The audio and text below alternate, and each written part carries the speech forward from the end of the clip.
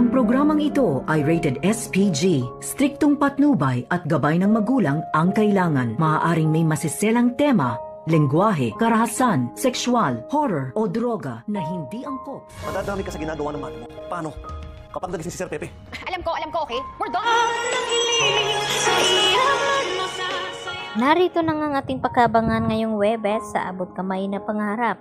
Sa wakas ay nagawa na ngang maipakilala ni Giselle itong kanyang anak na bago daw dito sa Apex Hospital at makakatrabaho, at hindi lang iyon, pati na rin itong si Eric. At tila hindi naman nagustuhan dito ni RJ ang ginawa nga ng kanyang kapatid na si Giselle, dahil hindi daw ito kumonsulta sa kanya bago bigyan ng posisyon sa Apex itong si Eric.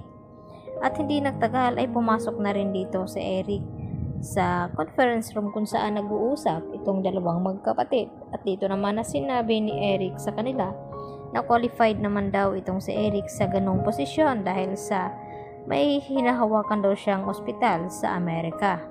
At tila hindi naman makampante itong si RJ sa sinabi ni Eric, at maya-maya din ay tila nakipagbati na rin itong si RJ dito nga kay Eric. Samantala, pinatawag naman ni Dr. Carlos Benitez itong si Annalyn upang makausap tungkol dito sa memo na ipinadala nga dito ni Hiroshi. At dito nga na ipinaliwanag dito ni Carlos Benitez kung bakit hindi daw niya pipirmahan, dahil baka mas mayroon pang mas nangangailangan sa slot na iyon kaysa kay dito kay Annalyn, dahil hindi naman pwede na ibang makikinabang at papuntahin itong si Annalyn sa Japan na ngayon nga ay tila lilipat na sa Apex itong si Annalyn. At ang sagot naman ni Annalyn dito kay Doc Carlos na hindi pa naman daw ito sigurado dahil pag-iisipan pa daw niya at kinakailangan tapusin niya muna itong second year residence dito nga sa Eastridge. At dito naman na hindi na kumbinsi ni Annalyn itong si Doc Carlos at nagmamatigas pa rin na pipirmahan ito nga ang slot na para sa kanya. Kaya naman, hindi nagiging maganda itong mood dito ni Annalyn nang maabutan ito ni Harry at dito ni Doc Lyndon Javier. At may dala din pagkain na galing nga kay Regan. At dito naman na sinabi ni Doc Lyndon na iniisip pa rin ba ni Annalyn ang tungkol sa Japan. At dito naman na sinabi ni Annalyn na parang unfair nga itong si Carlos Benitez.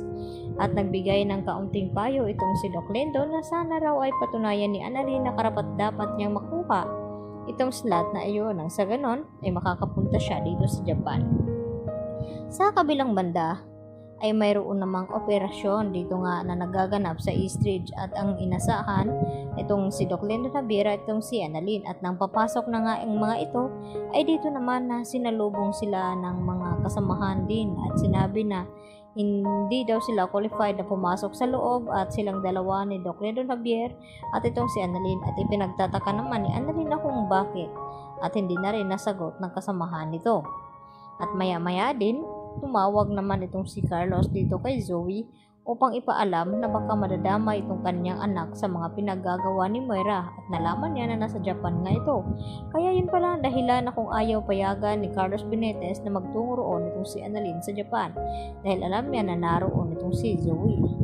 At dito naman sa hindi inasahan ay narinig mismo dito ni Annalyn nang papalabas na sana siya ay dito naman hindi inaasahan na napadaan siya na may kausap nga sa cellphone nitong si Doc Carlos Benitez. Ang kausap nito ay Zoe, at narinig niya na baka kapag nagising daw itong si Don Pepe ay baka makukulong itong si Zoe at maradamay sa mga pinaggagawa ni Moira.